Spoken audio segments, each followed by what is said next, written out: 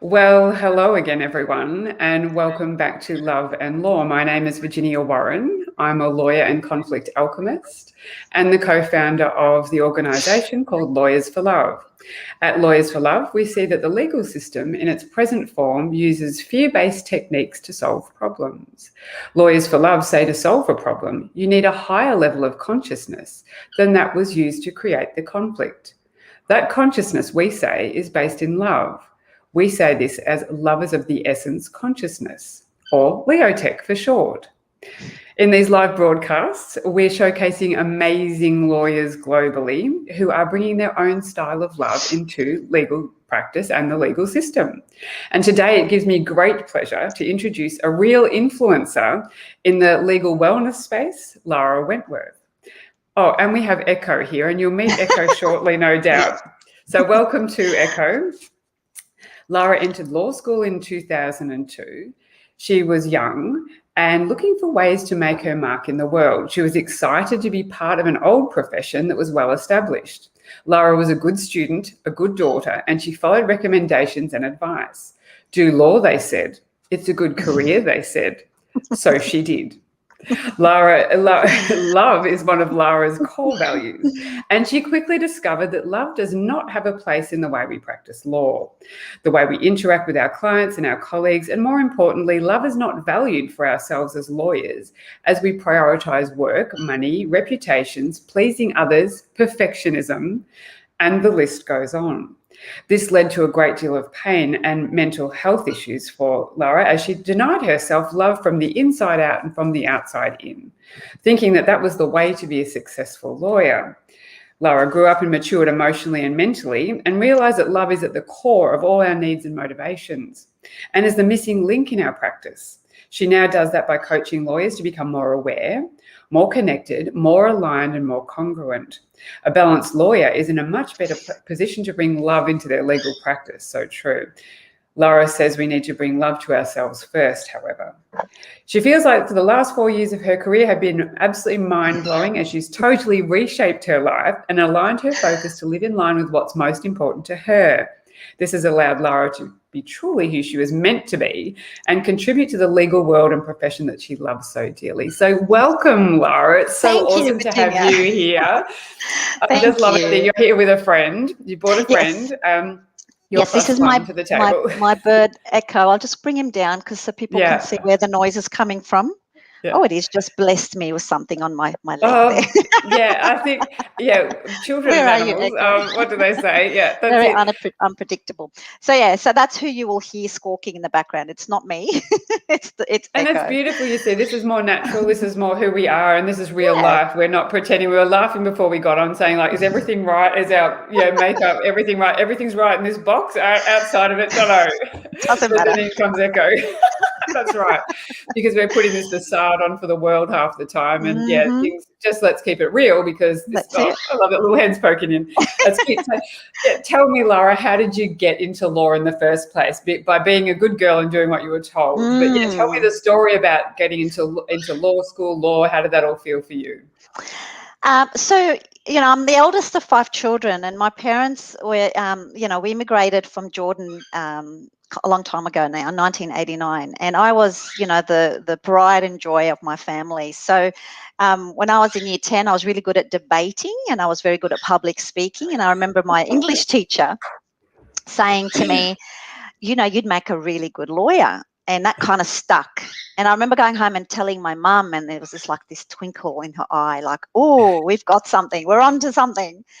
And so she never let me forget it. And so when it came down to doing my HSC and getting my marks, my TER back then, that's showing my age, that's what I was strongly encouraged to do. And, I kind of, it's not that I didn't want to be a lawyer. I wanted to, but I wasn't given the space to explore what I wanted to do. I was just kind of always told what to do. And I suppose I just took on my parents' values and decided they were my own because they're my parents and they know better. And the funny thing about that is I became a lawyer and did the right thing. And I did really well at uni. I was, a really good student. There goes Echo. I was a really good student. And, I listened and I did all the right things, it was kind of a pattern that kind of repeated itself within the legal profession. And so then I sort of adopted the profession's values, of what it takes to be a good lawyer, what it's, how we're supposed to show up, what we're supposed to do, what we're supposed to believe, how we're supposed to feel. And I found myself loving the profession, but just feeling like I just couldn't fit into it because there was something missing for me. And so I just, this story could go on, to stop me. No. We want to hear how it unfolds, because this is really important about people thinking, let's talk about that, because if you go in, you're good at arguing, you'll be a great lawyer, and people then make a decision for you. As you said, you're not given the space, and many people aren't. They think, this is great, and you start feeling the love around people, and this is what we're looking for, is love. So we start feeling the love. Right. Our parents love this, so I'll please them, and that's what I'm going to do. And you really know no different. Yeah, you think this is the way, this is the path forward. It is. This is, and the interesting thing, something just came to me when you were talking, Virginia, is that the reason that I was encouraged to be a lawyer is because I was very logical, and I was good at arguing, and I was good at seeing sort of different perspectives. It wasn't because I was kind. It wasn't because I was loving. It wasn't because I was a generous person. Imagine if we said that to a student: "You're so kind and loving and generous. You should be a lawyer." Be a lawyer. It really doesn't fit the present description, does it? No, that's right. But that's so true. And, it's so true. And they were really the core parts of my personality. The arguing and the debating and the logic. That was just something that, kind of came to me because I liked kind of that kind of type of thinking. Anyway, so then when I did repeat the patterns, and I went into the profession, and I sort of went, okay, so to be a lawyer, there needs to be, stress is normal. Stress is natural. I need to be stressed out. I also need to be combative, and I need to, because arguing comes with that fighting, and I needed to be, that expression, a gun, and I have to, win at all costs and show my client that I'm a good advocate and all those things. That way I'll have a good reputation. That way I'll have success, and I'll make my parents proud, So you're being all these things for other people, aren't you? That's what you're doing. And you are, for the client, you're coming in being their armor, you're their strength. You are their strength. So you are also being something for them. Then they're not taking responsibility for themselves. So you've got all this pressure on you to be something for everybody. Yes. And so the missing link was love, because, it's that old, you can't be available for other people if you're not, available for yourself first, if you're not putting the oxygen mask on you first. And so I kind of neglected that part of the formula. I just went, no, I just need to show up. I just need to be there for my clients. I need to be there for my family. I need to make my parents proud. I need to make money. I need to do all those things so that I can be successful. So you can see my quotation marks. I can be successful, because otherwise what's it all for? Like, why did I do law then in the first place? And so it kind of unraveled, and, you can only do... Echo agrees with me, by the way. All right, buddy. All right, come on. So you can only do that for so long before it catches up with you, because I discovered that congruency and alignment was very important to me. Sorry. Yeah. Enough now. No, he's doing fine. He's helpful. All right. That's it. Yeah. So congruency. So let's get back to, yes, you thought stress. How did you sort of think that stress was like the helpful thing here in the beginning? What gave you that idea? Because this is what we're trying to show people. Like, you come into this situation, and why is that a value that lawyers should be sort of embracing? Yep. Well, it kind of comes from being a junior lawyer and finding my feet and learning who I'm supposed to be in order to be a good lawyer, and hearing people say things like, "Oh, you're so stressed out.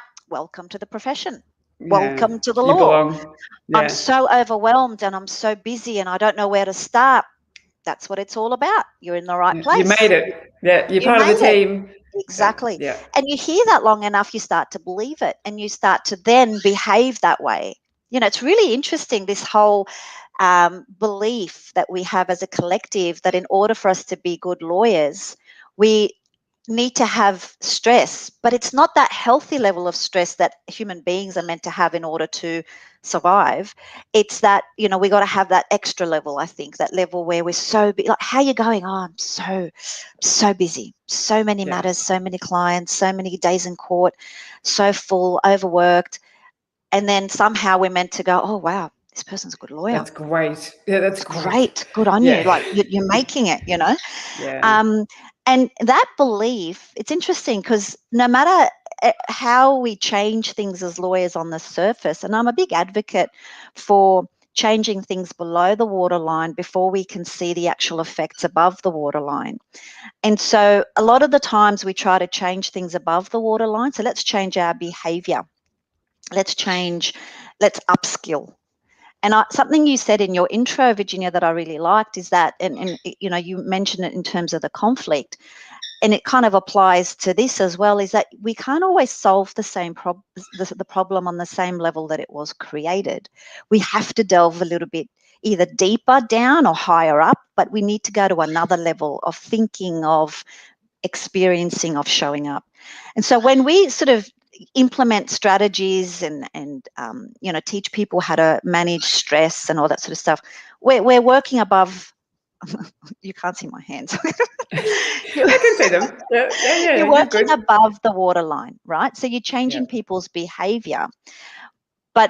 And I'll go back to a quote by Peter Sage, which I absolutely love. He says that behavior doesn't, or something along those lines, don't quote me, but something like this. He says behavior doesn't depend on skill set. It depends, or is a product of mindset.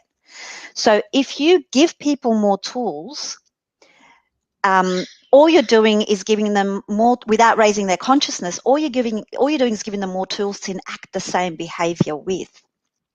So you've got to raise their consciousness. You've got to go above. You've got to go below. You've got to do something different. So the point I make is that if we believe as a collective, as a profession, that we need to be stressed to the point where, like, we have mental health, but we can't talk about it. That's the other paradox. Then I could teach you how to manage stress, but there's a belief that says, but I need to be stressed. Yeah. You can't get rid of it, or you can't manage it to a point where you're not showing up as stressed, because that might mean you're not being a good lawyer. Yeah, and you want to be a good lawyer. hard. You're not working hard enough. You got to work hard. Yeah. I think there's a real parallel with, many of us grew up with the idea you have to work hard for your money. You got to work hard for your money. Money's hard to come by, all hard. You got to slog it out. And, if you've got a lot of clients and you're drowning, well, then you're doing great. Welcome to the team. Yeah, and that is really, I feel, actually the opposite. We are human beings. We have to start just being before we start doing. And that's the philosophy in Lawyers for Love, is a different level of consciousness entirely, a different shift in perception of how our lives work. And then when we can approach the conflict, it's an absolutely different approach to it. Definitely. And this whole piece about humanity, and I remember being a junior lawyer and waiting for this whole humanity piece to kick in. Like, I'm human, right? I'm not just a machine. When is that going to happen? When is that going to play out? And it did. And when I started to kind of speak out about that, like, guys, we're human first, right? Can't we kind of connect on that level with each other as colleagues and with our clients? There was this whole, no, you can't do that. It's like, we're here to solve problems, and we're here to be mechanical and technical, be strong and dependable, and that's why our clients pay us. It's not so that we can be, human with them. Yeah, and I think when you go back and ask the profession a question like that, you are actually going back into the negative. I like to call it a negative energy, because I feel it's fear-based, because it's we've got punishment. I'll just take a little step back, because when we saw it that the legal system governs the entire planet, well, that's what people are missing in the equation of humanity. It underpins absolutely everything, all of our documents. Every document or every relationship is governed by a law somewhere. And within those laws, whether they're spoken, but they're all in legislation, a great deal in legislation, there's a punishment. If you don't behave a certain way, you'll be punished. So it's a fear-based system in that be good or I'll give you a good smack. I'll pop you in jail. I'll do all the sorts of things to you and you'll be fined. Or, you'll feel bad if you don't be good. Now, rule breakers break rules. So people don't follow all those rules. But the point I'm making is that we have this energy surrounding the planet of fear. Yep. Be good or we'll hurt you in some way. Yep. Monetarily, physically, punishing, whatever it is. So you go back into the system, you ask them the question, well, aren't we supposed to be this or that? They're like, no, because they're stuck in the system. They can't see out of the system. They can't get their energy out of it. So this is why raising a consciousness up is an absolute shift in an alternate platform. And Definitely. That's what Lawyers for Love are doing. We're doing an alternate platform so you can see up. You've got this perspective up here, and then you can see, oh, I see what you guys are doing. And that's okay. You keep doing what you're doing, but it feels a whole lot better up here and we solve problems differently. Definitely. And you know what you're talking about, Virginia, it's beautiful. And it kind of reminds me of this theory about the line of choice, which I absolutely love to talk about with people. Yeah. And it's something that I coach a lot of lawyers in, because this is how I see it. There's this theory, and it's in leadership training and all, other sort of corporate spaces, but this idea that at any one time, our thinking can either be below the line or above the line. Lawyers in general and the profession in general is very much below the line most of the time. Okay, there are the odd exceptions where we step above the line, but most of the time we're below the line of choice. Now, when we're below the line of choice, we are defensive. We are motivated away from consequence. We could, we start to blame each other. We want to be right. We want to win. We're in that survival instinct, almost in that kind of primal fear of flight or fight. The interesting thing about it is that we're not in danger, like in terms of our safety. It's not a life. It's never. We're not being chased by a lion. We're not, right? But we practice as though we are, and we show up in our practice as though we are. What we need to do as a collective, as a profession, is step above the line of choice. That's where we can resolve conflict the way that Lawyers for Love is advocating, because above the line of choice, we can tell the difference between a threat to our physical survival and our safety and a threat to our ego, our sense of self, our reputation, right? Yeah. When it is a threat to our sense of self, we don't need to go below the line of choice because it's not a life or death situation. So we can use the frontal cortex of our brain, of this thing between our ears, and go, okay, hang on a minute. I'm not in threat. I can come out of my amygdala for a minute and I can think about it. And I could be resourceful. I could be creative. I could be solution focused. I could even have a bit of fun, Yeah. Goodness knows. No, goodness knows. And I can really use my humanity, and I could be in love with the profession, with my career, with my vocation. But you're right. It's very much, we practice as though we've just stepped out of our cave, and we're very primal in that way. It's right. You're so right. I love that description of things, the line, above or below the line. And because when we're in our ego, we don't realize that ego was created by our environment, by others. Yep. That's the thing. We don't understand that. And we're thinking this is protecting this self, particularly a lawyer. We're protecting this identity that I have to look like a certain thing. I have to be a certain way to be respected, to keep this identity, to stay in love. That's what people think love is. They think if you will love me if I'm everything you think I am, or everything, you want me to be. Yeah. You can still be a lawyer and come from a different place, and it's actually a more valuable place to humanity. Yeah, 100%. Absolutely. Definitely. And in love, I love it you said that, because you talk about the F word feelings. It's integral to this. That's right, the F word feelings. But love is the L word as well, because it's not defined anywhere in the legal system. It's not defined, because people find love scary or painful. Yet Lawyers for Love have given it a definition, and we say it's a state of being, back to the human being. Love is when you come down to the human that we were born as. Oh, sorry. is pure love. Yeah. But then we get all these fears on top. We're like the sun, and the clouds come in front of us. So they're the fears. So you're in a state of being without fear is pure love. And it's Yeah. momentary, of course. Yeah.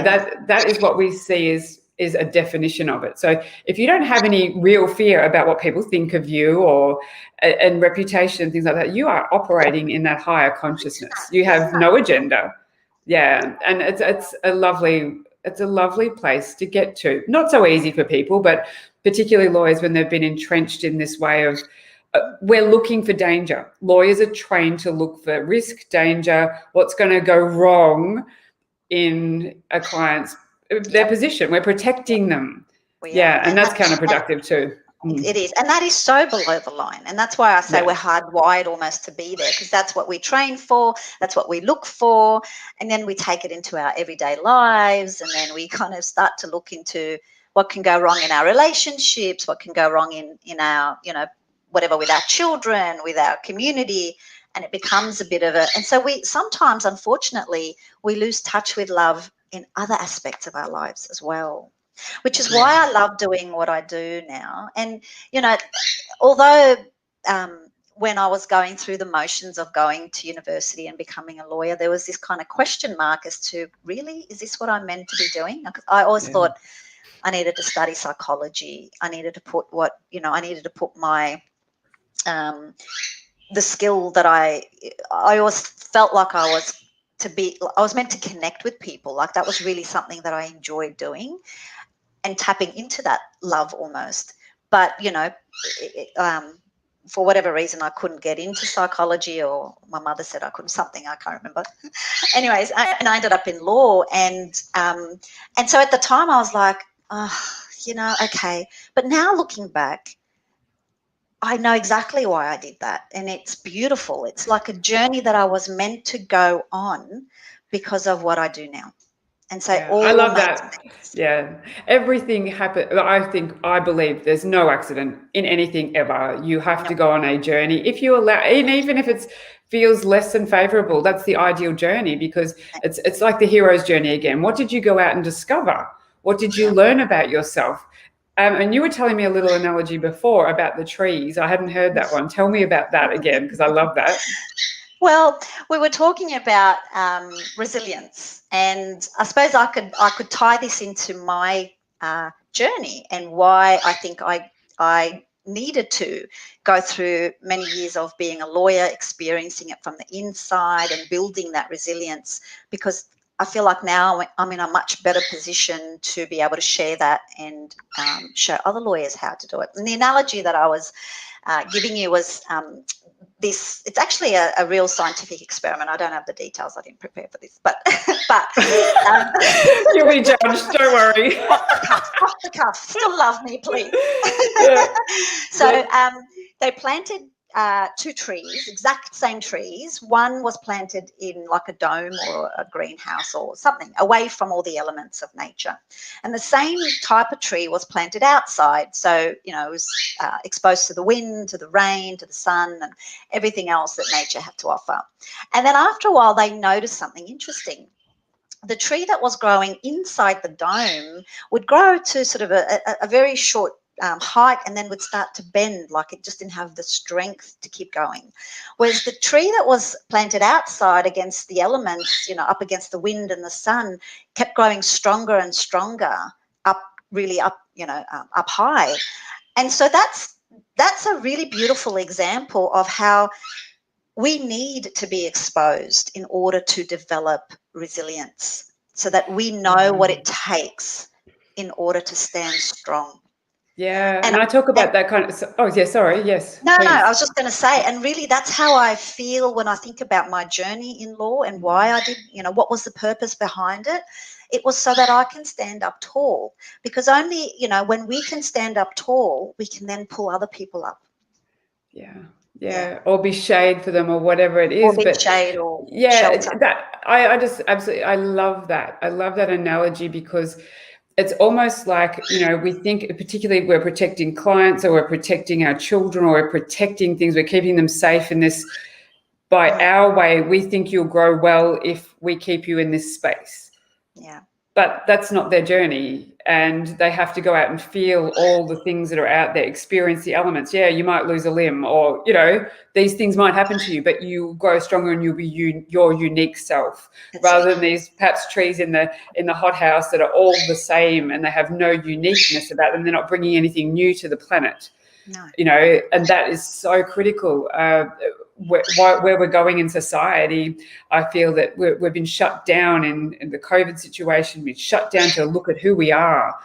Are we just getting up, going through the rote motions of, yeah, I'm being a lawyer, I'm not loving it. What else can I do?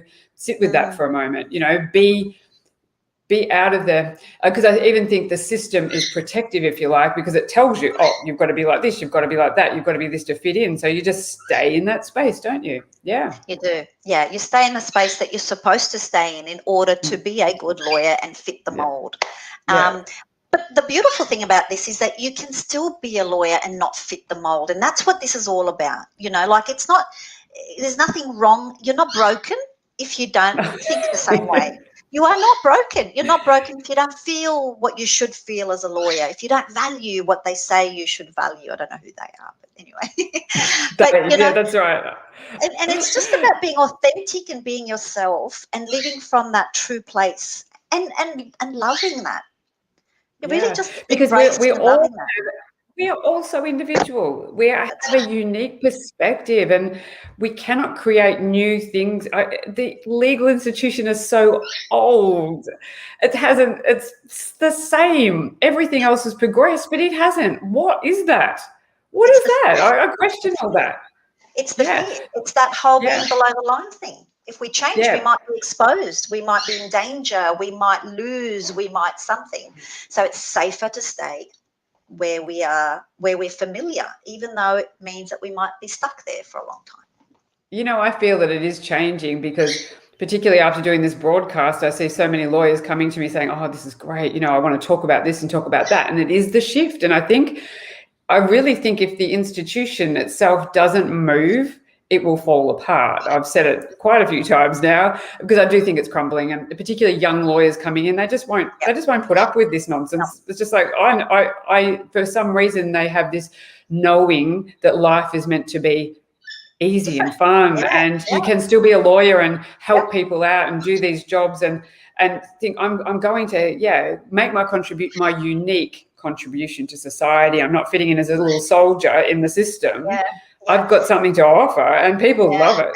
And I love it. And to be honest, like the more young lawyers are voting with their feet, you know, there's more, you know, if you look at the statistics, there are more small firms being set up every day than ever before, because this generation is that's coming up that's so connected and so what's the word? They just know so much more than we. Yeah, their intuition is really there, and intuition is a thing. Lawyers, it's a thing. It actually makes you a better lawyer.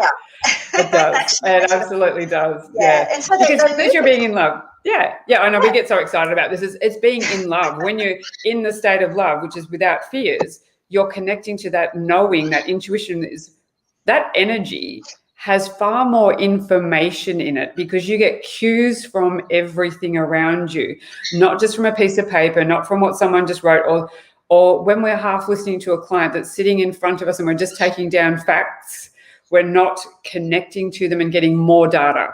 You can get more data through your intuition. Yeah. 100%. You know, what's really interesting are these downloads are coming to me as we speak. Oh, hello, Echo. So is Echo. Oh boy, I hope he doesn't bless me from up there. It'll be great. It's good luck. Oh boy, what was I saying? Yeah, the interesting thing that sort of came to me is one of the greatest human needs is to be loved, right? So when you think about it, a lot of what we do is so that we can be good enough. And why do we want to be good enough? So that we can be loved. So love is at the core at everything we do anyway. Where we go wrong is when we deny it. It makes things worse. It makes us want to be even, you know, We want to be good enough. We want to be better than good enough. And why do we want to do that? Because we want to be loved. I was just working with a lawyer this morning before I got on the call with you, and she, like a lot of lawyers, and I have to say this is across the board, men, women, young, old, and I've been there myself, where we feel like we're not good enough. And so we are on this quest to prove that we are, right? And so we do all these things. We become perfectionists. We become overachievers. We become obsessed with career progression. All those things are aimed at making us feel good enough so that we can be loved. But when we find that love, when we find that wholeness, when we find that connectedness within us, then it just makes life so much easier, because we no longer have to look for it out there, strive for it through the external world, from our clients, from our bosses, from the profession, from our parents, from our family. We have it in here first, then we can actually give it to other people. And so that's what I'm on a massive mission to do, help lawyers become more connected, more balanced, and find love from the inside, because I promise you, it'll make you a better lawyer. You are so right, Lara. And that is, I think, the crux of it, isn't it? We are motivated by love. And I read somewhere a while ago that people used to think it was survival, just I want to be alive. But, and this is a sort of harsh way of saying it, but if that was the case, people wouldn't commit suicide. We are motivated to find love. That we are born as love. We've been fragmented by rules that have been created, and we are looking for love everywhere in life. The trouble is we're looking for it out there somewhere to please others but people don't understand, and this is what you're teaching, is how to find it within. People think that's just weird. But actually, when you get there, you know that, wow, this love it's paradoxical. When you have it, you don't need anything else. It's quite crazy. But these are the things people, I think, are slowly waking up to as well. And they're looking for, how do I find this love within? How do I get there? How do I find it? Yeah. It's there already. You just have to unveil it. It is. You've just got to unveil it. You've got to peel a couple of the layers off that you've built over time, and then you've just got to live from that space. And things like the imposter syndrome, then that then doesn't have any ground, because there's so much love for yourself that the voice kind of dissipates. That it doesn't have any more power over you, and so many other kind of conditions and syndromes and mental health issues really are resolved. Yeah, because you've created a rule that says I have to be what someone else thinks I am, rather than I'm just myself, and I'm really happy with that, actually, because the beautiful thing I see is everyone, we all have a unique fingerprint, but are we actually living our fingerprint? No, we're living someone else's fingerprint mostly. We've stuck our hands in someone else's pie and saying this is the most delicious one, rather than me. And when we lose all the conditioning, we have greater choice, because we're not making other people's choices either. We're really making our own choices from our own authentic place, and we need all of that. I need you to be you. You need me to be me, and that way we're all bringing our little flavor to this planet, which is really needed. Yeah, we're not an army.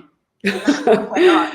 Yeah, that's so beautiful. And respecting that, Yeah, and respecting it, but when you understand it, you respect it, actually you love it in someone else. You see it in someone else. Oh, look at what you're bringing. Because when I sit and listen to you, Lara, for example, you're giving me a new experience. And when we see everybody on the planet as offering us a gift and an experience, it's interesting. Even if you don't desire their behavior, they're still giving you an experience. So that is adding to your suite of information, but you have to feel it. And a lot of people have disconnected from the F word, the feelings, because that's too hard, it's painful. But unfortunately, that's another big story. You have to go through the feelings to reconnect with self, to feel all the good stuff out there and feel it. So you are coaching lawyers. That's what you're doing, and you're doing a great job, because showing people how to get back to intuition, because every time you do that for someone or help them to that place, the consciousness raises. The consciousness on the planet raises every time someone moves back to love. And that does something for all of us. So when you're even showing someone, anyone out there, showing someone this is if this is a loving place to be, you're raising consciousness for them and you and everybody else, and we thank you for it, because that is what lawyers could do too for their own clients, is help them raise their own consciousness, and they're helping themselves. That's why lawyers feel depressed, because they're not helping someone raise a consciousness. And when that's not happening, it's a drain on the energy, and it drains the lawyer's energy away as well. We're not sort of coming from that beautiful place of love, which is, it's a sustainable resource. Definitely. It is the only sustainable resource, in my humble opinion, is love consciousness. And that sort of lifts us all up, all of us. When one person does it for another person or for themselves even, it lifts us all up. So I love what you're doing, Lara. And if you have one tip for the lawyers out there that want to bring more love into their space, what would you say? I know you probably can't limit it to one, but let's give it a crack. One tip for lawyers to bring love into their space. Oh boy. So there's the most important conversation that you could ever have in your life is the one that you have with yourself, by yourself, about yourself. And a lot of the times they're the conversations that we neglect and don't pay any attention to, or are very poor at, So the first tip I would say is that be aware of that conversation and notice the language that you're using with yourself, about yourself and about how you connect with other people. Because only when you can raise your level of awareness, and that's a really good way to do it, because language plays a massive part in how we feel and how we show up and how we behave. Be aware of the language you're using with yourself and start to choose more resourceful language that can bring you closer back to your own self-love, so that you can show it to the rest of the world and your clients. That's beautiful. I like to say a little bit of a woo-woo thing there, and that is like words are like magic spells, because they really have an energy about them, and they really do. They have an energy. So if you want to infuse yourself with good energy, put the good stuff in. Yeah, say some good words to yourself. Yeah, that's so beautiful. Yeah. So that would be, I think, my number one tip. Yeah, beautiful. Well, everyone, you can, in the description down below, you can contact Lara directly if you need some help, coaching, you need some love. I'm sure she'll be happy to talk to you about that. And I thank you so much, Lara, for coming on the show today and sharing love, because we're just raising the consciousness, talking about love, love, love, love in the legal space, which I love doing. And if anyone wants to, any other lawyers out there have some love to share, Lawyers for Love, www.lawyersforlove.love. You can go over and connect in with us there. That'd be amazing. And we thank you all for joining us today. Thank you so much. Until next time, take good care. Thank you, Virginia. I love talking to you as usual. Bye. Yeah, as usual. Bye. Bye.